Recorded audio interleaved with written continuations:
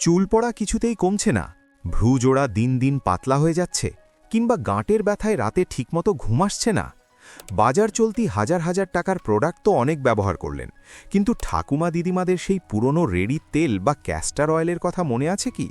হ্যাঁ, আজ এমন এক জাদুকরী তেলের কথা বলবো যা আপনার রূপ থেকে স্বাস্থ্য সব একাই সামলাতে পারে।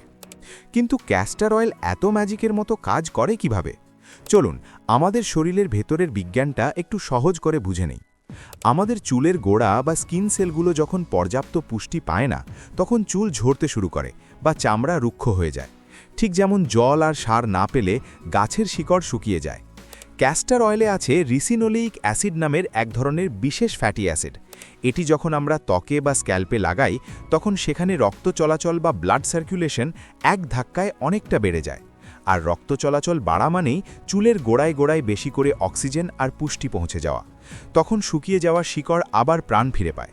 শুধু তাই নয়, এর অ্যান্টি ইনফ্ল্যামেটরি গুণ আমাদের চামড়ার ভেতরের প্রদাহ বা ব্যথা একদম ভেতর থেকে কমিয়ে দেয়। তাহলে এই তেলটি আপনি রোজকার জীবনে ব্যবহার করবেন কিভাবে? আসুন জেনে নিই 3টি সহজ ঘরোয়া টোটকা। প্রথমত, নতুন চুল গজাতে এবং চুল পড়া কমাতে।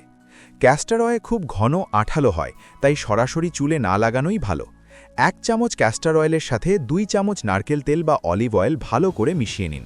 এবার এই মিশ্রণটি আঙ্গুলের ডগা দিয়ে স্ক্যাল্পে ধীরে ধীরে মাসাজ করুন। সারা রাত রেখে সকালে শ্যাম্পু করে নিন। সপ্তাহে 2 দিন এটা করলে চুলের গোড়া মজবুত হবে।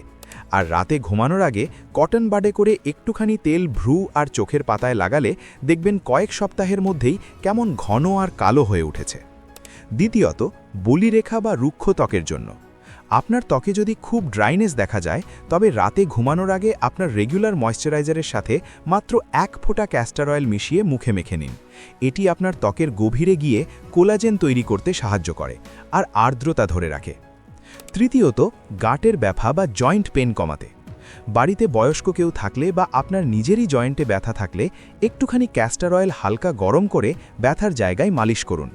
এরপর এর ওপর একটা গরম তোয়ালে বা হট ওয়াটার ব্যাগ দিয়ে কিছুক্ষণ সেঁক দিন। এর ভেতরের ওই রিসিনোলেইক অ্যাসিড পেশির গভীরে গিয়ে ব্যথা আর ফোলাঘাব একদম টেনে বের করে নেবে। তাহলে আর দেরি কেন?